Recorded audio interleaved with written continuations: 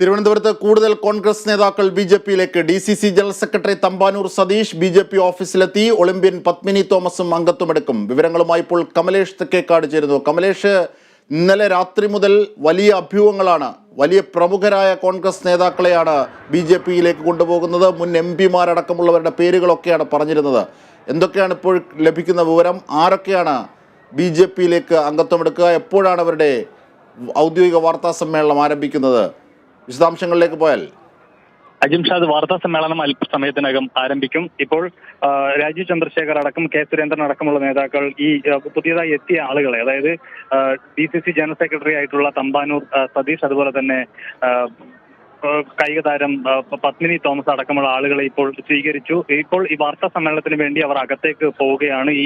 ഇവരുടെ ബി.ജെ.പിയുടെ പാർലമെന്റ് മണ്ഡലം തെരഞ്ഞെടുപ്പ് കമ്മിറ്റി ഓഫീസിന്റെ ഉദ്ഘാടനം കൂടിയായിരുന്നു. അത് നിർവഹിക്കപ്പെട്ടു കഴിഞ്ഞു. അതിന്റെ കൂടെയാണ് ഈ നേതാക്കളെ കൂടി, കോൺഗ്രസിൽ നിന്നുള്ള നേതാക്കളെ കൂടി ഇവർ പാർട്ടിയിലേക്ക് സ്വീകരിക്കുന്ന ചടങ്ങ് കൂടി സംഘടിപ്പിച്ചിട്ടുള്ളത്. ഇതിൽ ഏറ്റവും പ്രധാനപ്പെട്ടത് തമ്പാനൂർ സതീഷിന്റെ കഴിഞ്ഞ ദിവസങ്ങളിലടക്കം മാധ്യമപ്രവർത്തകർ ചോദിച്ചപ്പോൾ സംഘിയോ സഖാവോ ആകാൻ താനില്ല, ലീഡറുടെ ശിഷ്യനായി താൻ തുടരും എന്ന ഒരു പ്രസ്താവനയാണ് അദ്ദേഹത്തിന്റെ ഭാഗത്തു നിന്ന് കഴിഞ്ഞ ദിവസങ്ങളിലടക്കം ഉണ്ടായിട്ടുള്ളത്. ഈ കഴിഞ്ഞതിന്റെ തൊട്ടടുത്ത മുന്നേയുള്ള ദിവസം അടക്കം ചെന്നിത്തലയുടെ വീട്ടിൽ സജീവമായി തമ്പാനൂർ സതീഷ് ഉണ്ടാവുകയും ചെയ്തതാണ്. എന്നാൽ ഇന്നിപ്പോൾ വളരെ അപ്രതീക്ഷിതമായി തമ്പാനൂർ സതീഷ് കെ സുരേന്ദ്രന്റെ കൂടെ ഇവിടെ എത്തുകയായിരുന്നു, ഈ ഓഫീസിലേക്ക് എത്തുകയായിരുന്നു. ഇതിനുശേഷം ഈ അംഗത്വം സ്വീകരിക്കുന്ന നടപടികളടക്കം നടക്കുകയാണ്. ഏതായാലും ഇവിടം കൊണ്ടും ഇത് തീരുന്നില്ല എന്നതാണ് ബി.ജെ.പിയുമായി ഏറ്റവും അടുത്ത വൃത്തങ്ങൾ നമുക്ക് നൽകുന്ന സൂചന.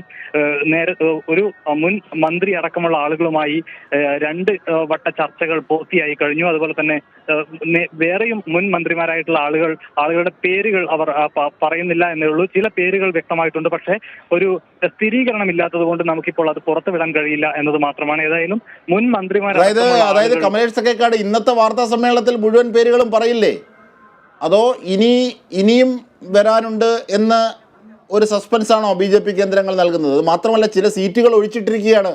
അവിടേക്ക് പറ്റിയ ആൾക്കാർ വേണ്ടേ? അവരൊക്കെ ഇവിടെ നിന്ന് വരുമെന്ന് നേരത്തെ സൂചന നൽകിയിരുന്നു സുരേന്ദ്രൻ.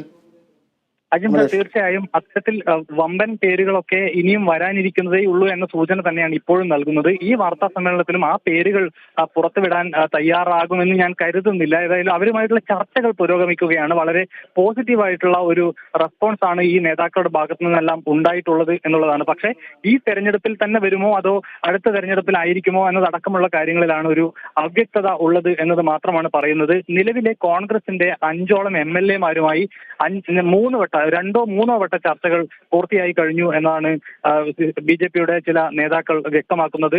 അത് വിശ്വസനീയമായ ചില കേന്ദ്രങ്ങളിൽ നിന്ന് തന്നെയാണ് ഇത്തരം വിവരങ്ങൾ നമുക്ക് ലഭിക്കുന്നത്. 5 എം.എൽ.എമാരുമായി 2-3 വട്ട ചർച്ചകൾ പൂർത്തിയായി കഴിഞ്ഞു. മുൻ ദേവസ്വം മന്ത്രി അടക്കമുള്ള ആളുകളുമായി ചർച്ച നടന്നു എന്നതടക്കമുള്ള കാര്യങ്ങൾ നമുക്കിപ്പോൾ ഈ ഘട്ടത്തിൽ നമുക്ക് പറയാൻ കഴിയും. ഏതായാലും അത്തരം പേരുകളൊന്നും തന്നെ ഇന്ന് പ്രഖ്യാപിക്കാൻ സാധ്യതയില്ല. വരും ദിവസങ്ങളിൽ നമുക്ക് അത്തരം പേരുകളുടെ ഒരു പ്രഖ്യാപനം പ്രതീക്ഷിക്കാം. അജിംഷാ, തീർച്ചയായും. അതായത് ഈ തമ്പാനൂർ സതീഷ് എന്ന് പറയുന്നത് കോൺഗ്രസിൻ്റെ തിരുവനന്തപുരത്തെ വലിയൊരു മുഖമായിരുന്നു. കാരണം ഡി.സി.സി ജനറൽ സെക്രട്ടറി ആയിരുന്ന ആളാണ്. ഏറ്റവും ഒടുവിൽ കഴിഞ്ഞ ദിവസങ്ങളിലാണ് അദ്ദേഹം രാജിവെക്കുന്നത്. ഒരുപക്ഷെ തെരഞ്ഞെടുപ്പിൽ ഈ രാജീവ് ചന്ദ്രശേഖരുമായി ബന്ധപ്പെട്ട പ്രചരണത്തിൽ ബി.ജെ.പി ലക്ഷ്യം വെക്കുന്ന വലിയ ലോക്സഭാ മണ്ഡലങ്ങളിൽ ഒന്നാണ് തിരുവനന്തപുരം. അവരുടെ ഒരു പ്രൈം സ്ഥാനാർത്ഥിയാണ് അവിടെ മത്സരിക്കുന്നത്, കേന്ദ്രമന്ത്രി അടക്കം. അപ്പോൾ ഇങ്ങനെയുള്ള ഒരു സാഹചര്യത്തിൽ തമ്പാനൂർ സതീഷിൻ്റെ വരവ് ബി.ജെ.പിയുടെ പ്രചരണത്തെ ഊർജ്ജവത്താക്കുകയും യു.ഡി.എഫിന് അത് വലിയ തളർച്ച നൽകുകയും ചെയ്യില്ലേ? എന്താണ് യു.ഡി.എഫ് കേന്ദ്രങ്ങൾ ഇതേ സംബന്ധിച്ച് നിരീക്ഷിക്കുന്നത്? അജിംഷ, തീർച്ചയായും യു.ഡി.എഫിന് അത് വലിയൊരു തിരിച്ചടിയാവുമെന്ന കാര്യത്തിൽ യാതൊരു തർക്കവുമില്ല. ഇത്തരത്തിലുള്ള ഈ കുതിര കച്ചവടങ്ങളെല്ലാം തന്നെ നേരത്തെ ഈ ഉത്തരേന്ത്യൻ സംസ്ഥാനങ്ങളിൽ മാത്രം കണ്ട് ശീലമുള്ള ഒരു സ്ഥിതിയാണ് ഉണ്ടായിരുന്നത്. കേരളത്തിൽ ഇതൊന്നും നടക്കാൻ സാധ്യതയില്ല എന്നൊരു പ്രചരണമാണ് പൊതുവെ ഉണ്ടായിരുന്നത്. പക്ഷേ കേരളത്തിലടക്കം നമുക്ക് ഇത്തരത്തിൽ കോൺഗ്രസിന്റെ പ്രധാനപ്പെട്ട നേതാക്കളെ അടക്കം ബി.ജെ.പിക്ക് വിലക്ക് വാങ്ങാൻ കഴിയുന്നു എന്നത് വളരെ ഗുരുതരമായ ഒരു സാഹചര്യം തന്നെയാണ്. അത് കോൺഗ്രസിനെ സംബന്ധിച്ച്, കോൺഗ്രസിന്റെ വിശ്വാസ്യതയെ സംബന്ധിച്ച് സംബന്ധിച്ച് വലിയ പോറലേൽപ്പിക്കുന്ന ഒരു ഘടകം കൂടിയാണ്. കേന്ദ്രത്തിൽ BJPക്കെതിരെ അതിശക്തമായി നിലകൊള്ളുന്ന പാർട്ടി എന്ന് പറയുന്നുണ്ടെങ്കിൽ പോലും BJPക്ക് ആളെ ഉണ്ടാക്കി കൊടുക്കുന്ന ഒരു ഫാക്ടറിയായി ഈ കോൺഗ്രസ് മാറുന്നു എന്ന തരത്തിലുള്ള വലിയ ആക്ഷേപങ്ങൾ ഇതിനകം തന്നെ കോൺഗ്രസ് നേരിടുന്നുണ്ട്.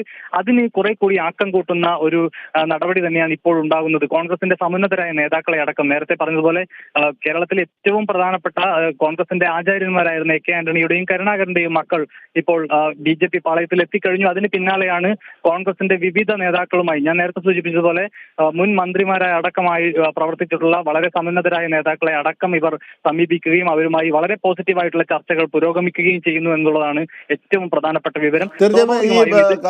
കമലേഷ് തെക്കേക്കാട്, ഈ പത്മിനിയും ഈ സതീശനും മാത്രമാണോ ഇപ്പോൾ ഈ അംഗത്വം എടുക്കുന്നവരിൽ ഇന്ന് വാർത്താ സമ്മേളനത്തിൽ പ്രസന്റ് ആയിട്ടുള്ളത്? അതോ മറ്റുള്ളവരുടെ ആരുടെയെങ്കിലും പേര് പറയുമോ? അവിടെ ഇന്ന് വാർത്താ സമ്മേളനത്തിൽ എത്താൻ കഴിയാത്ത BJPയുമായി അംഗത്വം എടുക്കാമെന്ന് ധാരണയിൽ ഉറച്ച, കാരണം പല പ്രമുഖ നേതാക്കന്മാരുടെയും മുൻ MP-മാരുടെയും ഒക്കെ പേരുകൾ കേട്ടിരുന്നു സജീവമായി തന്നെ. പല BJP നേതാക്കളും രഹസ്യമായി അത് കൺവേ ചെയ്യുകയും ചെയ്തിരുന്നു മാധ്യമപ്രവർത്തകരോട്. അപ്പോൾ ഇങ്ങനെയൊക്കെയുള്ള ഒരു പശ്ചാത്തലത്തിൽ, അതോ ഇത്തരത്തിലൊരു കരാറിൽ നിന്ന് അവസാന നിമിഷം അവർ പിന്മാറുകയായിരുന്നോ?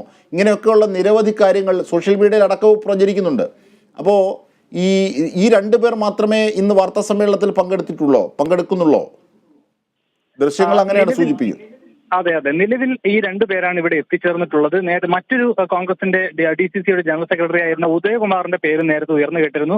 അദ്ദേഹവും ഇന്ന് BJP അംഗത്വം സ്വീകരിക്കുമെന്നാണ് മനസ്സിലാക്കാൻ കഴിഞ്ഞത്. നേരത്തെ അത്തരത്തിലുള്ള വിവരങ്ങൾ ലഭ്യമായിരുന്നു. പക്ഷേ ഉദയകുമാറിന് ഇവിടെ എത്തിയതായി കാണുന്നില്ല. ഇനിയിപ്പോൾ എങ്ങനെയാണ് എന്ന കാര്യത്തിലൊരു തർക്കമുണ്ട്. ഇതിൽ ചില നേതാക്കൾ, അതായത് ഇവിടെ വെച്ച് രണ്ടുപേരാണ് പാർട്ടി അംഗത്വം സ്വീകരിക്കുന്നത് എന്നതാണ് ചില നേതാക്കൾ പറയുന്നത്.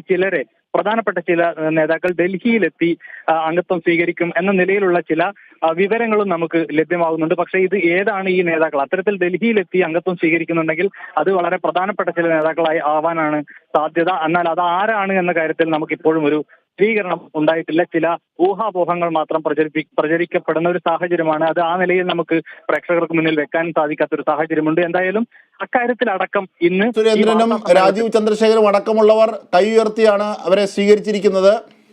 തമ്പാനൂർ സതീഷിനെയും പത്മിനി തോമസിനെയും നോക്കൂ, രാമൻപിള്ളയും O രാജഗോപാലും അടക്കമുള്ള മുതിർന്ന നേതാക്കന്മാരുടെ ഒക്കെ സാന്നിധ്യത്തിലാണ്.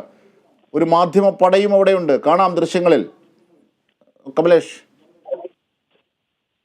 തീർച്ചയായും അജിംഷാദ്, ആ നിലയിൽ വളരെ പ്രധാനപ്പെട്ട ഒരു ചടങ്ങ് തന്നെയാണ് തിരുവനന്തപുരത്ത് സംഘടിപ്പിക്കപ്പെട്ടിട്ടുള്ളത്. BJPയെ സംബന്ധിച്ച് കോൺഗ്രസിന്റെ പ്രമുഖരായ ഈ തിരുവനന്തപുരത്തെ ഏറ്റവും പ്രധാനപ്പെട്ട മുഖങ്ങളായ ചില നേതാക്കളെ തങ്ങളുടെ പാളയത്തിൽ എത്തിക്കുക വഴി ഈ തെരഞ്ഞെടുപ്പിൽ വലിയ നേട്ടമുണ്ടാക്കാൻ കഴിയുമെന്നൊരു ആത്മവിശ്വാസം തന്നെയാണ് അവർക്കുള്ളത്. ഈ നേരത്തെ പറഞ്ഞതുപോലെ അജിംഷാദ് സൂചിപ്പിച്ചതുപോലെ തന്നെ ഈ തമ്പാനൂർ സതീഷ് അടക്കമുള്ള ആളുകൾ കോൺഗ്രസിന്റെ തിരുവനന്തപുരം ജില്ലയിലെ പ്രധാനപ്പെട്ട മുഖങ്ങളിൽ ഒന്നാണ്. അതുകൊണ്ട് തന്നെ അദ്ദേഹത്തെ BJP പാളയത്തിൽ എത്തിക്കുക എന്ന് പറഞ്ഞാൽ നേരത്തെ തന്നെ ഈ പത്മജ അടക്കം വന്നതുപോലെ, അതുപോലെ തന്നെ പത്മിനി തോമസ് അടക്കം വരുമ്പോൾ അവരുടെ പ്രവർത്തകർക്ക് കൂടുതൽ ഒരു ആവേശം ഉണ്ടാക്കാൻ കഴിയുന്ന നിലയിലേക്ക് BJPയിലേക്ക് കൂടുതൽ ആളുകൾ എത്തുന്നു, കോൺഗ്രസിൽ നിന്നടക്കം ആളുകൾ എത്തുന്നു എന്നൊരു ആത്മവിശ്വാസം ഉണ്ടാകും. മാത്രമല്ല അത് UDFനെ വല്ലാതെ തളർത്തും. കാരണം നേരത്തെ നമ്മൾ പറഞ്ഞതുപോലെ മുൻ മുഖ്യമന്ത്രി, കോൺഗ്രസിന്റെ പ്രമുഖ നേതാവ്, ദേശീയ നേതാവ് AK ആന്റണിയുടെ മകൻ ഒരു വശത്ത്, മറ്റൊരു വശത്ത് K കരുണാകരന്റെ മകൾ മുൻ മുഖ്യമന്ത്രി, ഇത് രണ്ടും അപ്പുറത്ത് നിൽക്കുന്നു. പിന്നെ പത്മിനി തോമസ് എന്ന് പറയുന്നത് സ്പോർട്സ് കൗൺസിലിൻ്റെ മുൻ അധ്യക്ഷയാണ്, രാഹുൽ ഗാന്ധിയുടെ വലങ്കൈയായിട്ടൊക്കെ പ്രചരിച്ചിരുന്ന ആളാണ്. അവർ കൂടിയാണ് പോകുന്നത്. അപ്പോൾ ഇങ്ങനെ ഒരു തുടർച്ച അതൊരു പക്ഷേ UDFൽ വല്ലാത്ത ആഘാതം സൃഷ്ടിക്കും തെരഞ്ഞെടുപ്പിൽ എന്ന് കരുതാവുന്ന ഘടകങ്ങൾ തന്നെയാണ്. അതാണ് ഒരുപക്ഷെ ഇത്ര വലിയ ആഘോഷത്തിൽ ഈ കാര്യങ്ങളെ ഇങ്ങനെ എത്തിക്കുന്നത്. അജിംഷാദ്, തീർച്ചയായും UDFന് വലിയ ഒരു തിരിച്ചടി തന്നെയാണ് എന്ന കാര്യത്തിൽ യാതൊരു തർക്കവുമില്ല. അതിൽ ഏറ്റവും പ്രധാനപ്പെട്ടത് നേരത്തെ തന്നെ CPM അടക്കമുള്ള ഇടത് കക്ഷികൾ കോൺഗ്രസിനെതിരെ ഉന്നയിക്കുന്ന പ്രധാനപ്പെട്ട ഒരു ആക്ഷേപം എന്ന് പറയുന്നത് കോൺഗ്രസിൽ നിന്നും BJPയിലേക്കുള്ള അകലം കുറയുന്നു എന്നുള്ളതാണ്.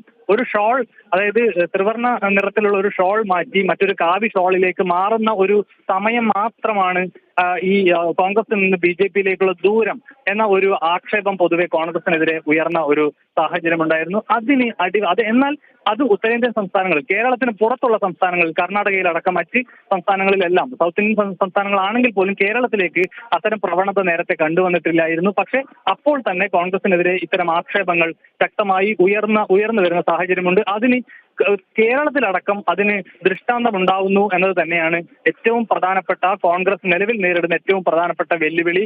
ഇത് കോൺഗ്രസിനെ വിശ്വസിക്കുന്ന അല്ലെങ്കിൽ കോൺഗ്രസിനൊപ്പം നിൽക്കുന്ന ന്യൂനപക്ഷ വിഭാഗങ്ങൾക്കിടയിൽ വലിയ ആശങ്ക സൃഷ്ടിക്കുന്നുണ്ട് എന്ന കാര്യത്തിൽ യാതൊരു തർക്കവുമില്ല.